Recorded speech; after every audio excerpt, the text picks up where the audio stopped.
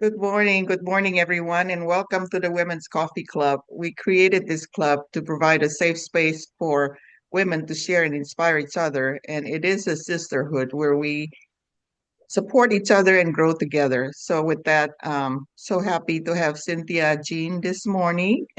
She'll be presenting uh, grief avoidance culture. Sometimes we tend to not talk about grief because it can be painful or it can be you think that it's embarrassing or whatever it is the reason.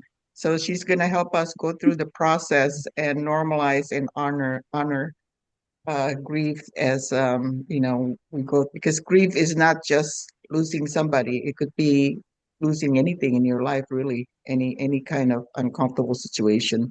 So with that, Cynthia, if you don't mind, tell us a little bit about your background and then why you decided to present this topic. Thank you. Hi, ladies. I'm Cynthia Gene, and I'm a coach, a speaker, a facilitator, um, and also a child of a parent with a chronic condition who passed away last year. So, grief is something that I've encountered as anticipatory grief throughout my whole life because when you're when you have a parent with a condition that you think they're going to die, probably every 3 or 4 years, they get really sick and then they come back. And so you just have this way of being in relationship with grief without even really noticing or knowing or understanding what that means until maybe you take a little time to unpack um, how that impacts your frame of mind and how your way of being in the world. So that's kind of my experience and my background with grief. And I'm really trying to understand it more for myself first, so that way I can understand better for other people. And so this past year has really been a lot of exploratory. What is grieving? What is mourning? How are they different? And how might we be people that learn how to befriend grief in a way that, if we can think of grief as a friend, how can we be with it like we would a friend? And how can we do that for ourselves so that way we can better do that for other people? So when they're grieving, we can go, oh, I have some tools in my pocket so I can show up a little bit better rather than just saying things that are potentially hurtful to people, like, oh, they're in a better place, or, oh, um, good job, keeping on. I see you've got lots of energy today. Like there's things that discount our experiences that people do because they don't really know how to do things differently. Have any of you experienced that? You're like, okay, I experienced some grief, or someone else is experiencing grief, and you hear somebody tell them, like, keep your chin up. Like the only thing that matters is happiness and joy. And I'm here to tell you that you are a human being created divinely to have a full experience. And that also means embracing our grief because grief is just the same side or the opposite side of a coin with love. So, love and grief, just two different sides of the same coin.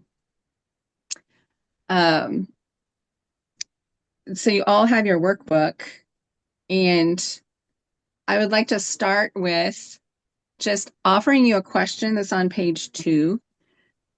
Maybe if you just take a moment to think about your experience in your life. We're all at this stage in life where maybe we've had quite a few experiences. None of us are new on this earth, and we have various different experiences with grief in our life, and it could be any kind of loss. It could be a person that was dear to you. It could be any kind of major transition. Think of empty nesting. That's a big transition where there's a sense of loss, or maybe a job change where you totally changed your environment or career or something like that, or maybe a pet. Any time that there's a sense of loss, this feeling of grief can come into play, and we don't really recognize it as grief, but yet there's this deep sense of longing for maybe something that was normal or felt comfortable. and then there's this new place that you're coming into. So, as you think about this topic of grief, friends, I'm just really curious about what matters most to you about this. What matters most about being here to explore and normalize grief and maybe walk away with some new tools. Um, and I, if you I want to expand upon it a little bit, there's a couple different notes here on page 2, like what matters for yourself, what matters for your relationships, your community, just talking about it. And then there's another quote. we just lost your volume, Cynthia. Oh, she's freezing. And Cynthia, if you turn off your video, it might help the bandwidth on your phone, just to let you know. Like if Normally, I play a little bit of music, and Cynthia, you were just frozen for a while, so maybe if you play the music, it will make it using your bandwidth more. I don't know. oh, well, I'm not playing music today. I'm doing nothing except showing up on video, so we'll see. Okay. I was thinking of grief as being, like you said, that it's not just losing a person. It could be losing your relationship, your job transition, any kind of Mhm. life changes can be. But even when sometimes nothing really drastic happening, but sometimes you feel stuck in your life, and that could be a sense of grief in a way. It's like something happened, but you're not even sure, but it's just like you're feeling a sense of loss when about the situation in your life. And to me, that could be like almost, it feels like grieving. Good morning, Christina. Yeah, I totally agree. Yes, a divorce. Thanks, Mo. That totally makes sense. Like Yeah. anytime you're creating some sort of new identity because there's something that is no longer here anymore, that brings on this sense of grief. And as we're thinking about grief too, I want to give kind of two different frameworks. Sometimes it's helpful to have an understanding that grief really is a way of being. It's more like a noun, or maybe if it were a car, mourning is the engine of the car. So it's more of a verb, and it's actively taking your grief and doing something with it so that way it can facilitate healing, because grief in and of itself, when it's in this container in ourselves and it stays there, that's that's where it kind of gets stuck and we don't have an opportunity to engage with it and then facilitate a way of integrating it into our lives because it is part of us. For me, it was my singing. I've always had music in my life. I hum, I sing. It doesn't matter what I'm doing. Even when I'm crying, there'll be music going through my head. Always has been. And there was a time I gave up my singing because I had nobody to play an instrument for Your me. grief. It was huge. I was sick from it. And when I got nailed down into some healing work that I was doing, and what was that down in there, I recognized it was the grief over the music that I had given up because I was Hmm. waiting for somebody else to play. And since that time, I mean, that was huge to recover that. And then I just went on to sing a cappella. I don't worry about waiting for anybody when it comes to music. So if there's music, great. If there's not, I'll still sing a cappella, no matter where it would be. Oh, wow, Patients. So Sandra. that was life changing and huge. That's so beautiful. I'm glad that you found a way to uh, transition and still engage in music for yourself. Yeah. Yeah, I love that. Thank you for sharing that. And I'm trying to catch everybody's chat notes too, so forgive me if I overlook something. Um, just rolling with the punches of the storm here. Oh, grieving old home, friends, town. Oh my gosh, yes. Oh, I can definitely identify. That's actually one of my first grief stories where I really recognize that outside of a death of a person, when I moved, and I just moved to a town over that was about 15 miles away, I suddenly felt like I was in a new land. I didn't have my familiar anything, my grocery store people that I'd bump into. I had lived 15 years in my prior place, and there's just that sense of community wasn't there for about 5 years. It took me probably 4 or 5 years before I felt like I was at home in my new community. Even my house didn't feel like my house for about a year, and that sense of emptiness and longing for comfort and for normalcy and for what was. And, everything was beautiful. I had a home, I had a family, I had all those things. And yet I had this emptiness, this sense of loss, leaving my job, loss of identity, title, power. Yeah, yeah. I'm proud of you for recognizing that you were grieving that through that process because I mean, nothing changes without recognition. That's like the first step of healing is to recognize it and acknowledge the reality of the loss. And that's really what I want to help with today is these active ways that we can process our grief or be engaged with it, which is what I call the 6 needs of mourning. And these are collected by a really beautiful man. His name is Dr. Alan Wolfelt, and he is the leader, the founder of the Center of Loss. And he's got incredible books. I mean, gosh, I don't know, like 30, 40 books. He's always writing books.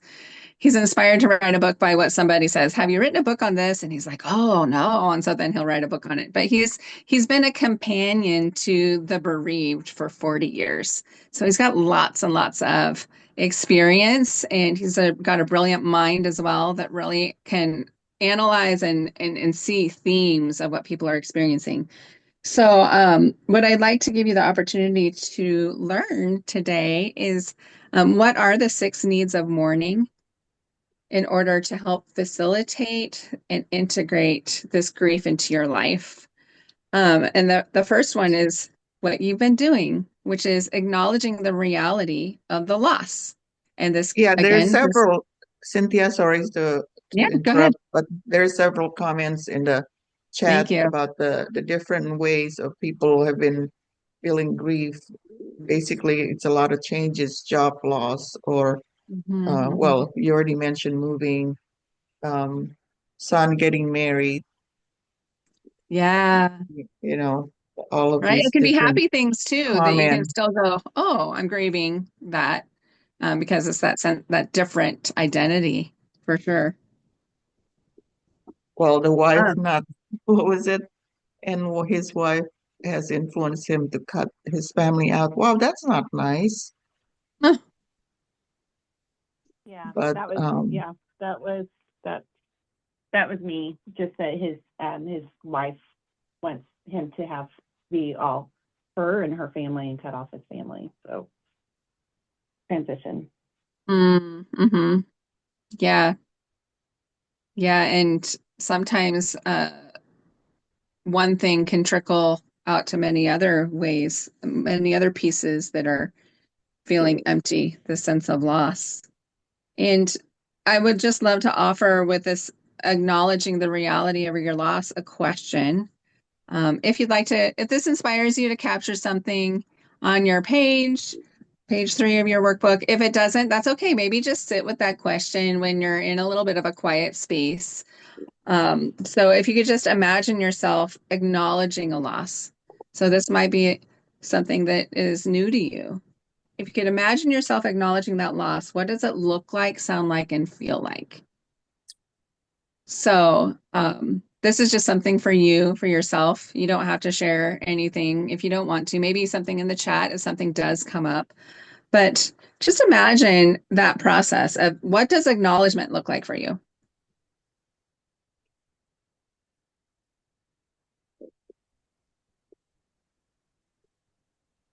is that acceptance, but accepting that it happened.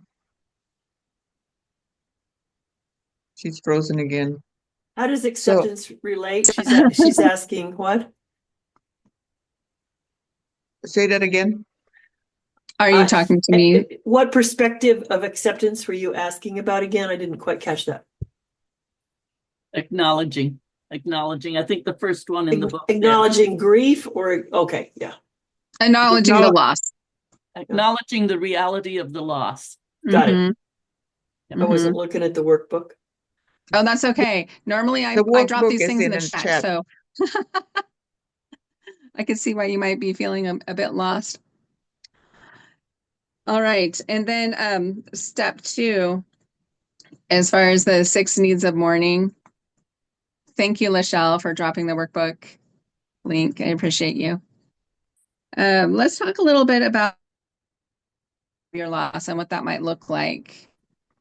And with the pain, some ideas be that you would, sorry, I actually got my notes up here. Okay.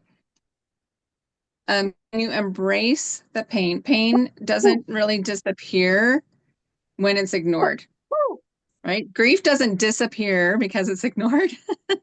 It just kind of sits there and hides and then comes out in ways that you don't expect. So if we have a framework of embracing your pain, then you can facilitate healing, because healing begins when you make space for the pain. And confronting the pain helps you reconcile the loss. And I mentioned that love and grief are 2 sides of the same coin. So this is just, if you can think of it as like your love needs to be expressed in a way. I would like to invite you to the idea of dosing your pain. So don't overload yourself or deny it, but allow yourself a little bit of time when it does come up and feel emotions when they come. And the way that that might look is just allow yourself to be seen by people who care about you. You know, people that really love you and can hold space for it. They're not trying to fix you, but if you can think about, there might be a person in your life that has experienced grief themselves. And that's a really safe place typically to facilitate healing, because avoiding grief always delays healing, and allowing it builds resilience. Yes, it's true. Sometimes people don't recognize that they're in pain. This is the work we get to do together, friends, is we get to normalize that this is an experience. It's a human experience, and it's actually a beautifully connecting experience too. So if you just take the opportunity to think about like where you might be grieving and how you might connect with another grieving person, and just talk about that, you know, like, and my question around that is, what or who has helped you hold space for your grief rather than push it away? And if you can capture what that is, like what has helped you facilitate this sense of mourning, like actively engaging with your grief, or maybe 1 or 2 friends that have reached out to you, you go, oh yeah, I could totally have conversation with them around that. I could pull up a chair and have coffee. Like, who might you want to reach out to? One of the things that I find interesting about this whole process and this conversation that's always very good for everybody, I think, is that sometimes people are uncomfortable around others who are grieving because they've not necessarily completed their own process, or they haven't really had an experience at that depth yet. And the only thing we can offer is to just listen. But you know, my experience was I had no idea. I just turned into a raging workaholic. And it was when I crashed and burned a couple of times in a car accident and a leg break that finally someone looked at me and said, hey, you know, what's going on? And somehow it came up that I'd postponed grieving. And then so I got help and counseling. But that's what I recognized from many years ago, is that we don't always know. So it's this sounds may be too simple, but it's similar to postpartum. You don't know that you are not in your balance. Okay. Whether it's hormonal or it's emotionally driven that drives the hormones, or whatever else, but you're not fully present in your body when you haven't handled that grieving. And that was just a nice awareness to me to be more empathetic with people if Mhm. they hadn't even recognized they were. Oh, I'm okay, I'm getting this done, and da da da da da da. And it's like you just got to be there when they crash and burn. Mhm. It- Oh, can you tell me your name? I love Marla. your beautiful share, Oh, I'm sorry. Marla. I didn't mean to not have my name changed there. It's all good. It's all good. Thank you. That's a Marla, really, her name. really lovely awareness. Hmm. Hey, Cynthia, it's at some point, I know you're going through the different points right now. Could we have like an open conversation where we allow, each person to kind of express their thoughts about this particular subject? I think this is really a Yeah, great yeah. topic. Um, So, per, how do you per want my to do it? Do you want to go typical, finish with your different points first, and then we open it up, or how do you want to do yeah, this? yeah. I would love the opportunity to do that towards the end if um you're open to the idea of just going through the 6 needs of mourning, and I'll give you a little bit of description and a contemplative question that you could answer for yourself, which is also captured in the workbook. And then we'll come together like the last 10 minutes or so and just share like what are your insights, what are your discoveries, if anything. What's your relationship with grief? I'll give you a few question prompts to explore as a group, if that's good for you. Yeah, I see that Mo has her hands up. Go Oh, ahead, Mo. Mo. We can do that. I can wait. It can wait to the end. That's fine. I don't want to ruin the flow. Are we still there? Are we on? Can you hear me? Yeah, Are we please. in Yeah, flow? yeah, yeah, Okay, yeah. Yeah. good, good. All Fine. right. um and if we don't get through all the 6 things, that's okay, totally fine too. So I'm planning tight and then hanging loose. Michelle knows that phrase. Okay, well, let's talk about remembering the person or part of yourself that was lost. So, this is a key piece. It's really a key piece because loss changes our relationship with what or who is no longer here. And mourning invites us to keep what matters most close to us, but in new ways. So, some ideas of how you might remember the person, like actively do this thing, would be talking out or writing favorite memories. Have you ever done that before? Maybe special keepsakes, have them around. I kind of have a memorial wall. I didn't realize it was a shrine to all the people that I love that are no longer with us. But on my wall, I have tokens. I have a yardstick that I remember my grandmother using. It's just so beautiful, and it's part of my collage. And then I also have a fishing reel that was my dad's. And my grandpa, he used to pick cotton in a cotton field. So I got like this bouquet of cotton in a jar.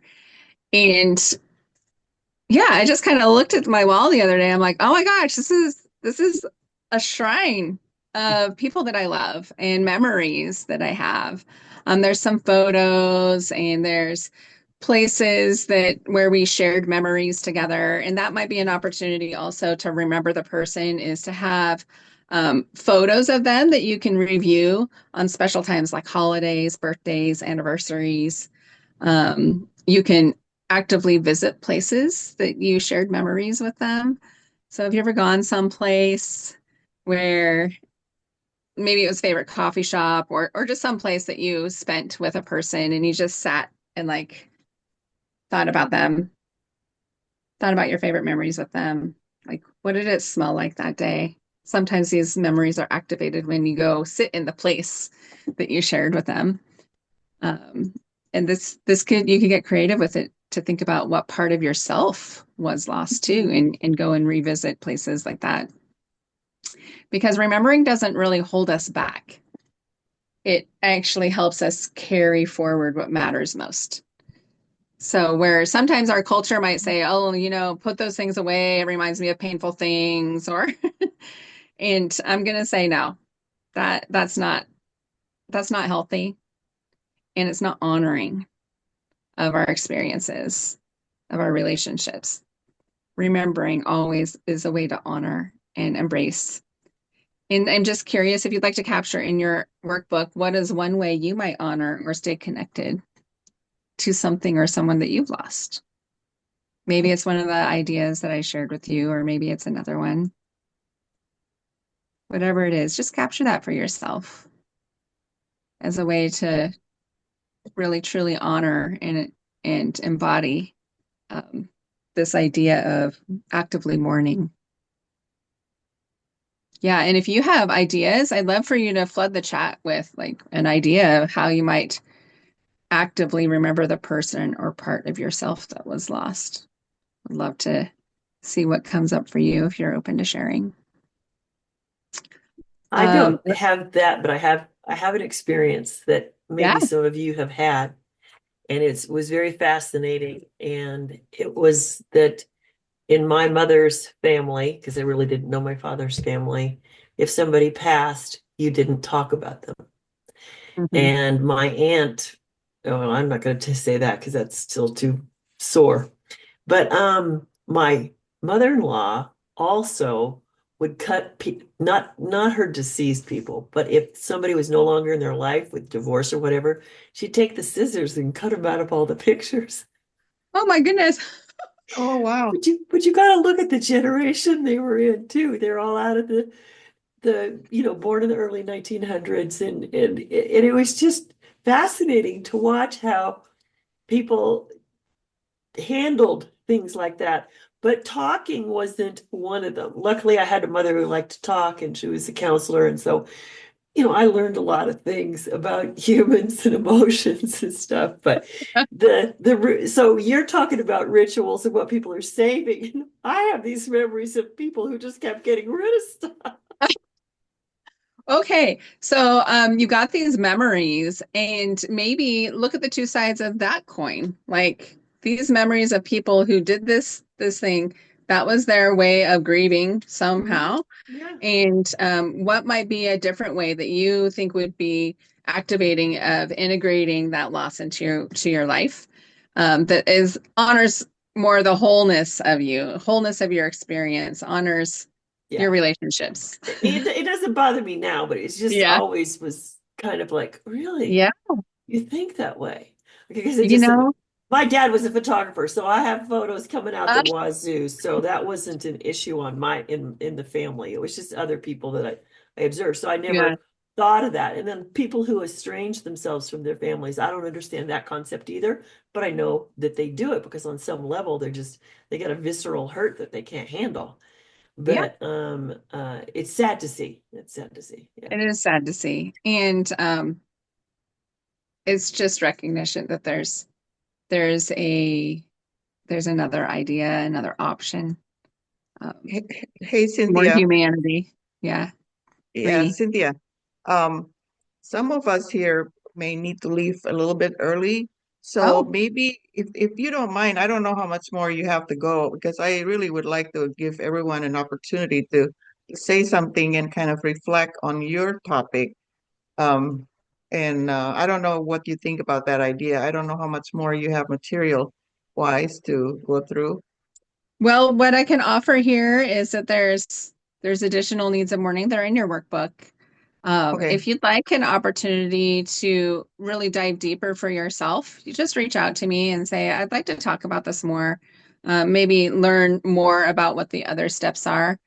So I think that sounds wonderful. I'm really curious about this idea of grief versus mourning, and if you can also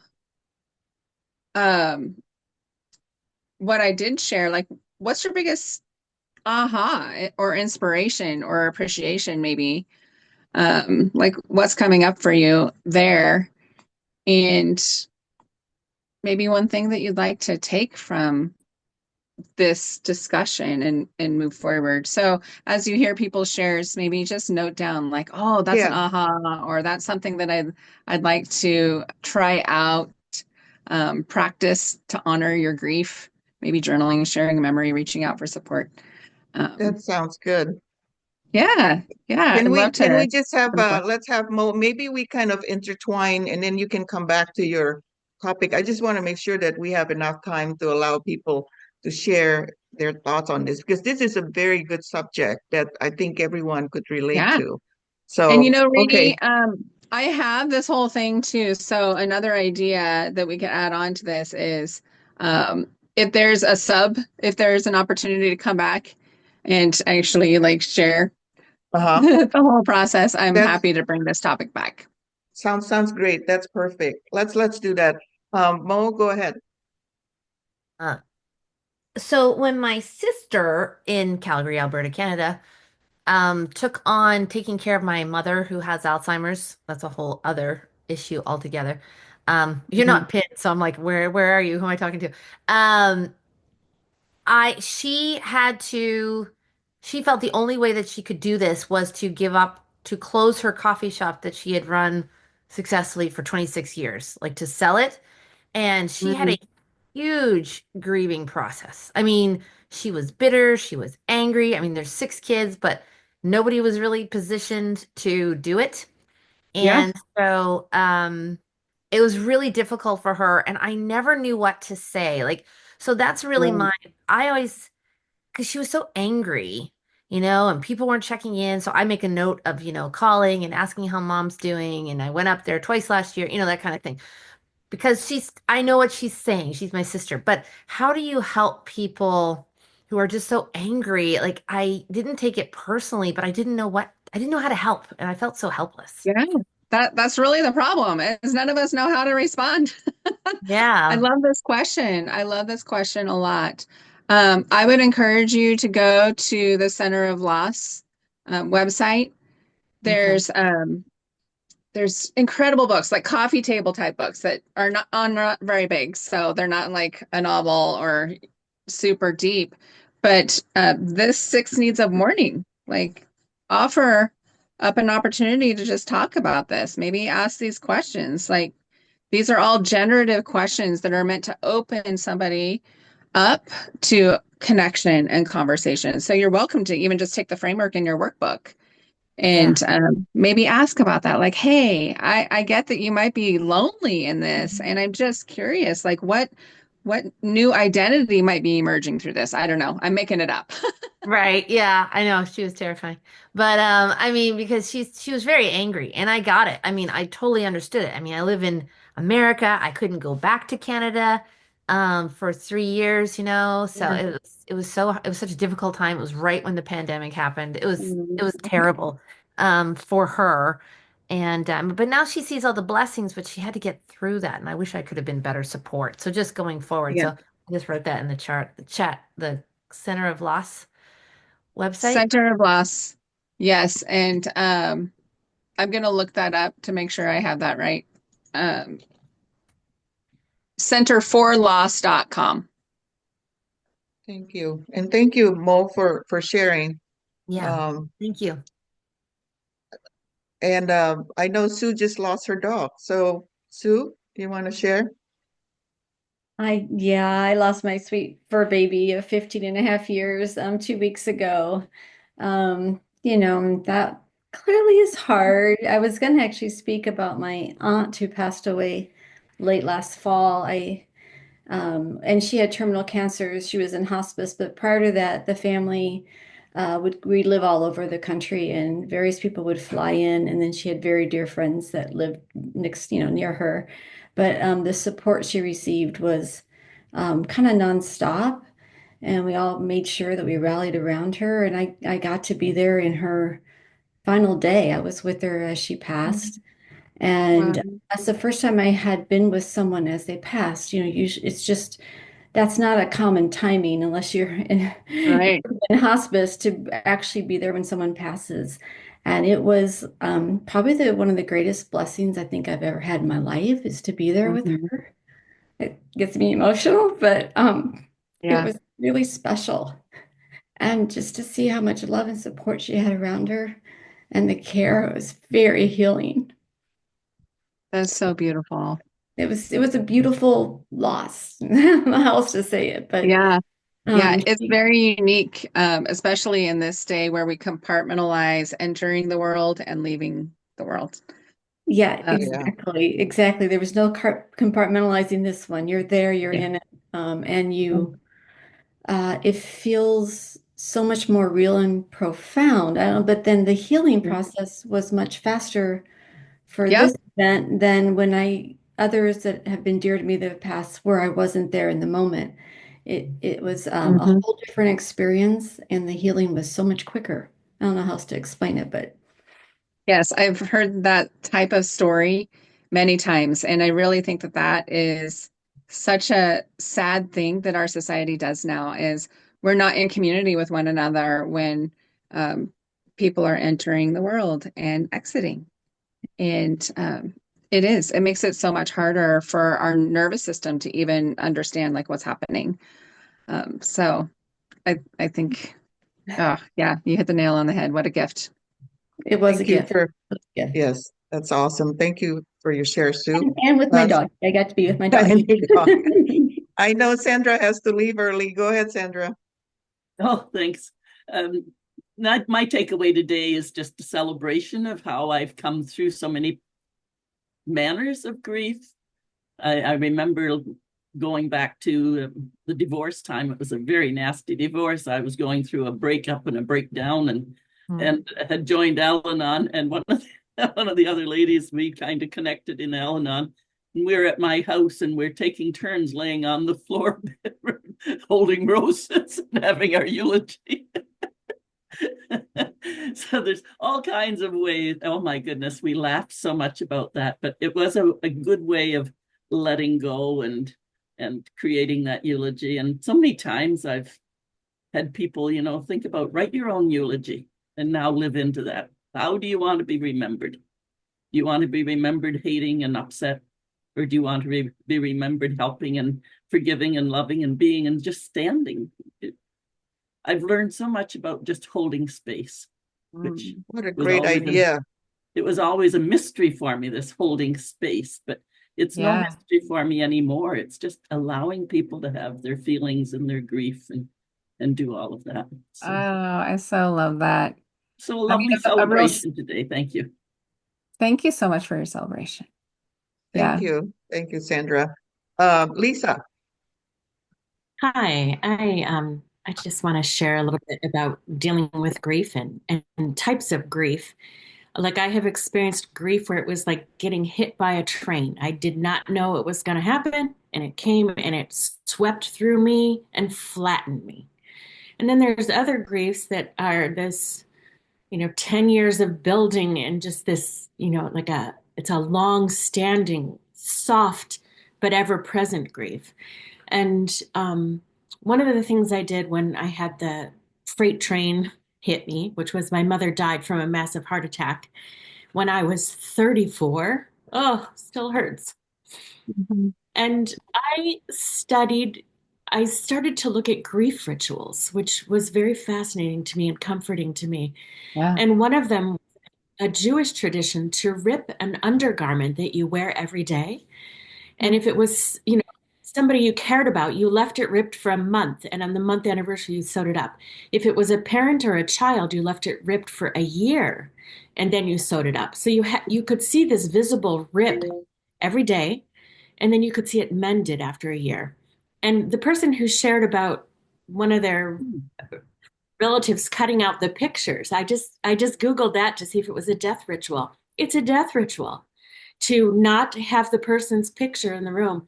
I think it was Chinese and Hindu, where a tradition where you don't have images of the person who just died around. So just fascinating ways that like things get passed down without us even knowing that we're doing the rituals that our ancestors did.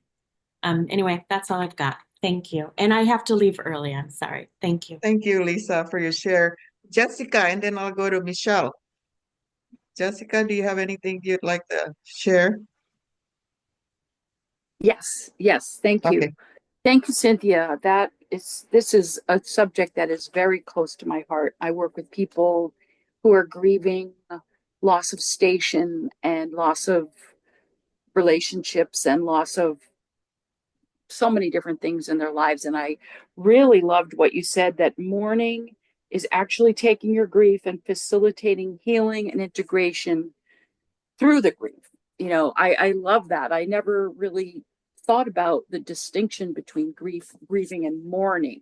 Mm-hmm. And I love that. I love that. I love that. And also, I do want to talk a little bit about laughter and grief, because when my mom died, it was unbelievable. She died in another country where she had grown up. I'm not 100% American. And she had, I mean, there were people at her funeral that knew her when she was 5 years old, which is really incredible these days. Mm-hmm. And we're Jewish, so we sat Shiva for 3 days, and that was like the best thing ever. We howled with laughter, telling stories about my mother's life. I mean, it was the most incredible thing. And when I got on the plane to leave, I felt like I was like I gained something rather than I lost something. Just the remembrances and the beautiful, beautiful stories that I had never known, and different parts of my mother's life that I didn't know anything about.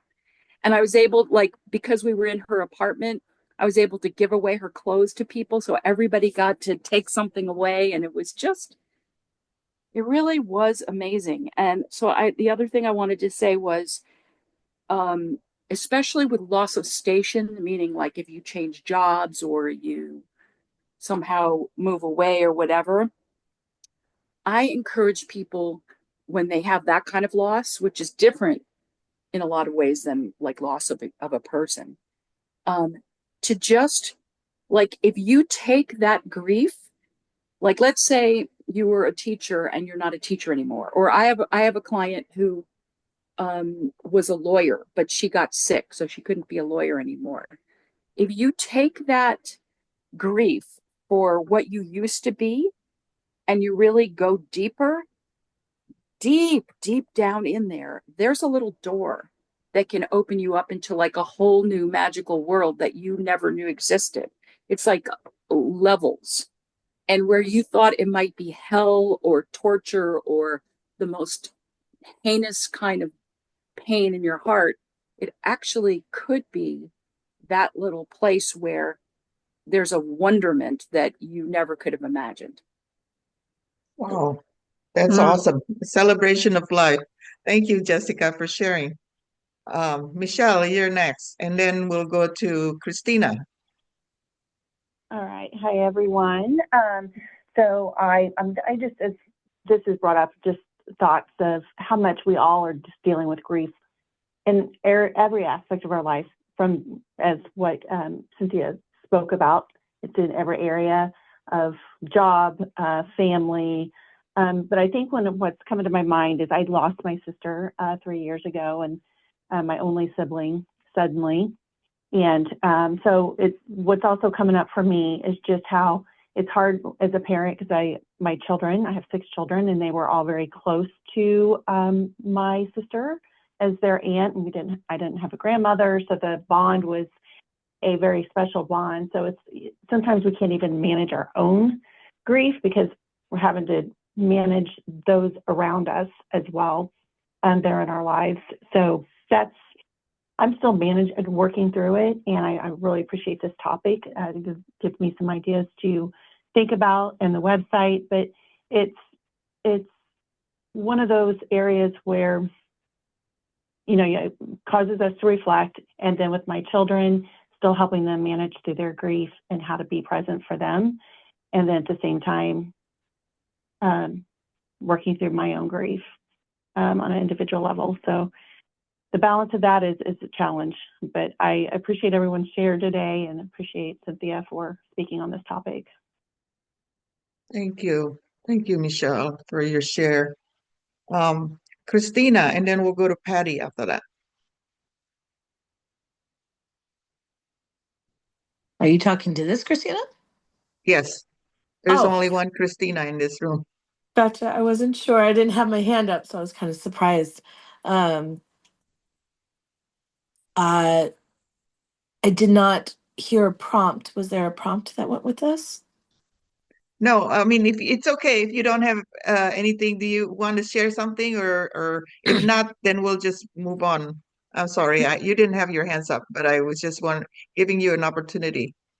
Ah, I see. Thank you. Um, I feel lost without some sort of It's thing okay. to say. But It's yeah, okay, Christina. We'll I just go on to the next. I think I said Patty. Patty, do you have anything you want to share? Otherwise, we'll go to Jane. Yeah, I think it's a really valuable topic too. The most recent loss in my life was my former husband and my daughter's dad, and that happened in July. And obviously, I cared about him, but care much more about my daughter and her grieving process. And so it's been a huge learning curve for me, even though I've had my own grief with two parents lost and grandparents and things, to be there for her and hold that space for her. And I've helped her with all the executor things and with the bad memories of the 7 months up to his death. And so I think that's really all what I have to share, is just reliving how do I, as maybe similar to the woman who shared before with the 6 kids, how do I adequately be completely there for my daughter, um, loving, understanding, caring, suggesting, supporting, doing. Um, and then in my own way, my grief, weirdly enough, is most focused around feeling much closer to my own death. And I don't want to grieve prematurely for my own death, but it's, except for being there for her, that's the thing that has honestly hit me the hardest, is for my life now. How do I then um, not grieve ahead of time for my death, but live more without feeling the heaviness or weight of my own loss of myself sometime? That's a relevant thing to say, Patty. I know that it's kind of funny to be grieving your own deaths, but I think as we get older, mortality becomes more evident. And yeah, so I appreciate your share. I think we all, to a certain extent, think about that. At least I do. Thank you for your Thank share, you. Patty. Jane? Yeah, this is a remarkable group, and the sharing is so valuable. Um, as a human species, we're really something because we want to avoid, any pain. We only want pleasure in life, and so we're misfits essentially. So as Michelle, you said, take the grief and go deep, and Cynthia, your contribution on a daily basis is really, it's fascinating, and I can't believe that how well you dwell in this, and because it is a part of life, so that's so beautiful. Thank you for that. I just want to share this, and Yeah. thank goodness for life surprises. I had lost my dog very suddenly, and he was only 6, 7 years old, and he was in great health. But anyways, as his death approached very quickly, I was very grief stricken, and I was surprised. And I would tell anyone, because of how surprised I was, that I cried more when my dog died than when my 88-year-old mother died. It cut me to the core. And here's the other thing to taking grief and going deep. I was like heaving, crying for a couple of days. But an interesting thing happened to me. At the time, I had been carrying kind of a grudge with a family member, and that grief obliterated that. it blew it out of the water. It opened me up, and it had me saying over and over again and calling a multitude of friends and saying, when you're broken, you're open. Broken equals open. Yay. So funny, just funny how life can be and how it is. And I called that person who I was holding the grudge against, and I bulldozed my way right through it. So yeah, let's not be afraid, right? Thank you. Yeah, Thank you so much. everybody deals with it in a different way. Thank you for your share, Jane. I know, Cynthia, I'm kind of hurrying up because I'm looking at the time, but Oh, to give look at our lovely time we everyone. had. So, Lachelle, you're next.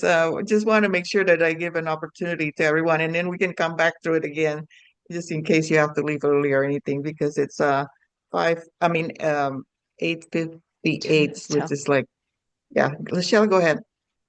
Thank you. And Cynthia, I'm so glad you brought this forward because I think that, like I put in the chat, I had some friends that were being certified in grief recovery, and gave me an opportunity to go through and deal with like one situation with grief on a very intimate scale, which also gave me an opportunity to look at my life and a lot of relationships. And it was really powerful. And I actually know I have a list that I have of griefs that I need to work through because there's unresolved things in there. And so probably the most interesting thing was the pointing out, which it's not necessarily it's a loss, it can also be a new beginning because you're losing what was before, that you're starting something new. Like starting a new job can actually cause grief, or because it's a loss of your time. And it's interesting. I was given information about a month ago that my job is going to change in September, and I could feel immediately, like the first 2 days of finding out, I was I could feel and sense a grief, even though it's not happening till September. I could feel that there was this change. And so it's been interesting to be grieving before an event has happened, but it also gives me the possibilities to change other things to make it so that it's a different story. So, so it's just interesting. One other thing I wanted to share really quick too was one of my friends, she lost her dad very young, and what she ended up doing was, and when my dad passed away, I asked my mom for my dad's suit to do this. What she ended up doing was taking her dad's suits and turning them into teddy bears, so each of the grandkids could have like a memory for the grandkids. That's something that if someone saw it, they'd be like, "Oh, that's a teddy bear," but it's got way more memory. And so I know other people have done things like quilts. One of my sister made a quilt for her friend when her husband died of his T-shirts from running. And so there's a lot of different things. My dad, when he died at his funeral, but the night before his funeral, as family members and everyone was coming over, my dad was known for his bow ties. He only wore bow ties, hated regular ties. And so everyone at the funeral, like all my nieces, all my nephews, all my brothers, my cousins, anyone that came, and there were a lot of people, they were wearing my dad's bow ties. And so I have a sister-in-law that throws everything away. And so as I forget who was sharing it before, I think it might have been Cynthia. Um, I actually saved for my nieces a bow tie for my dad for them because I knew their mother would throw it away. So I'm holding on to that. So I have some keepsakes for them for when they're old enough, I can give them to them so that they were involved in that too. Wow, that's awesome. It's interesting how everyone does it differently to remember, um, the person. Thank you, Lachelle, for your share, and Omeka. And then I'll turn it back to Cynthia. I think I have everyone share so far. So go ahead, Omeka. Yeah. Yeah, definitely grieving my old mother, dealing with experiencing dementia. Yeah, and so I was saying in the chat, embracing joy, and just being in the moment. And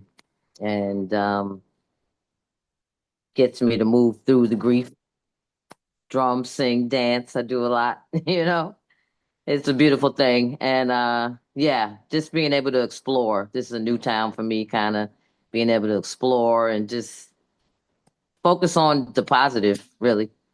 Yeah. Yeah, So that's awesome. Thank you for your Thanks for share. Yeah, I everybody. think we all have different way of dealing with this, but the celebration of life, I kind of like that. Even like you're anticipating, it's not even she's still alive, but you kind of already grieving it because she has dementia and knowing that eventually she'll still be gone. Same thing with my dad. He's 97 and it's like I just have to make sure that I spend time with him.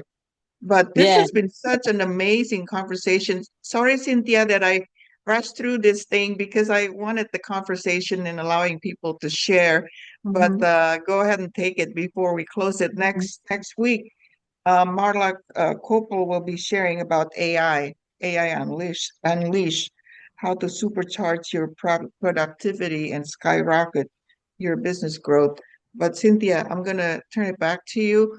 And we're going to have to invite you back. This is such a great topic, and we were rushing it through, didn't have time for you to go through your 6 points, but this is really very relevant to It's all of us. so beautiful. I'm just full of gratitude for each of you and your openness and your courage to engage with this topic because it is uncomfortable. It's kind of like one of those things like, oh, do I want to talk about grief with a bunch of like people around the world? And yes, yes, you stepped up and you met your courage and you were open and you were willing to explore like how can I integrate this experience and experiences that I've had in my life in order to bring purpose and meaning and beauty into your relationships and your experiences. Like that's such a beautiful thing. Um, because here's the thing, grief is not a problem to be solved. It's a journey to be honored. And by you being here, you're starting to scratch that surface. And my prayer for all of us is that we all give ourselves and others the grace to heal in our own time and facilitate Absolutely. your healing. What I would love, love, love, and be so grateful for is the opportunity to hear from you, your lived experience. And the way that I do that is through a survey. It's just a few questions. And really, what this does is that helps solidify what you just experienced. How many talks have you been to and you can't remember what the heck you talked about like 2 months later? You're like, that was nice. You remember a feeling, but you certainly don't remember anything you learned. And so, what this does is it helps give you the opportunity to tell your brain, oh, I learned that thing. And maybe here's one thing that I want to do with it. So I placed the survey link in the chat. It's really quick.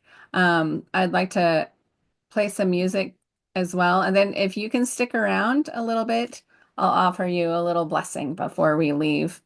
Um, so I'll cue up some music here. Can everybody access that link? I just want to make sure that's open for you. There's no technical problems. Okay, great. Another way also, Cynthia, after the call, you can post it and it post this in the chat, the link and your offer, whatever you're offering in the Um, my women's phone chat. number, my phone number is on the workbook page. You can just text me or WhatsApp me. Like really, Okay. my call to action is pretty soft. If this is something that you want to explore and you want to talk about, or maybe you're part of a group that would appreciate talking about this. Obviously, this was a short amount of time, so it can be expanded to 90 minutes or 2 hours, to have a really nice full experience. Okay. Sounds good.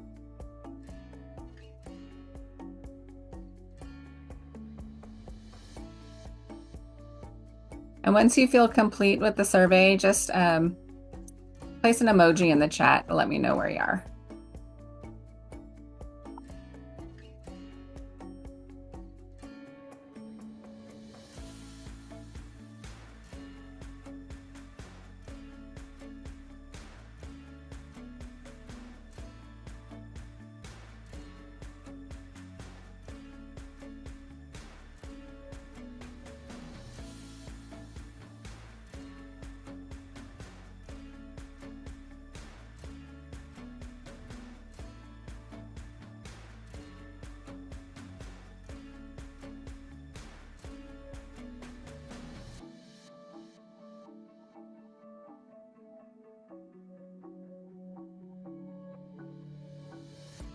I am having trouble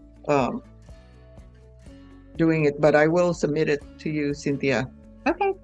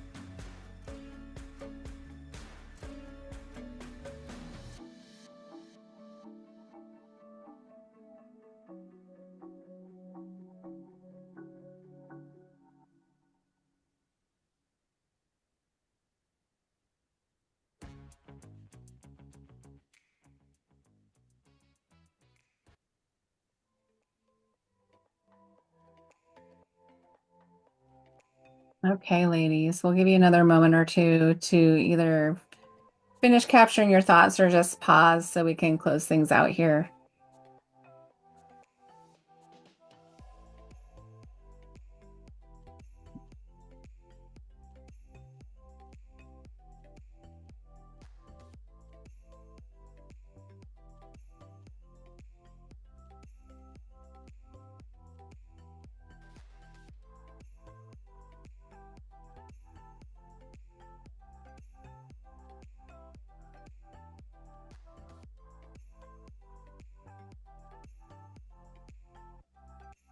Thank you, Mo.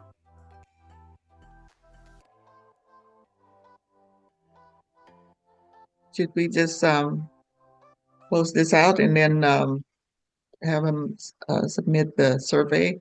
Yeah.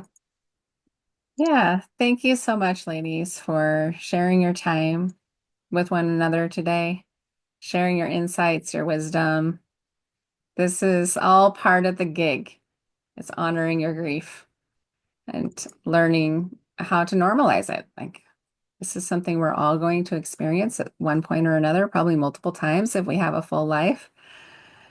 And I just appreciate each of you coming here today. Such a great topic and a great presentation. Just too bad we don't have enough time. This is like we need more time than an hour It's a good with one. this many people because we're trying to keep this conversational with this with this group because to make it more personalized and meaningful. But thank you so much, Cynthia, and to all of you really for your contribution, your participation, and we look forward to seeing you next week. And like I said before, Marla will be speaking next week. So in the meantime, have a great weekend, have a great week, and thank you. And Cynthia, I'll reach out to you. Maybe we'll schedule something else in the near future. Yeah, I kind of feel Thanks like again. this might be a bonus 2 hour experience that we all could have Yeah, the opportunity to do. I'm scheduling May and June right now. Great. And Jane, I need you to let me know if you could do May 1st. You're good with that? Okay, good. Okay, again, thanks again, everyone, and we'll see you next Thanks. week. Bye-bye.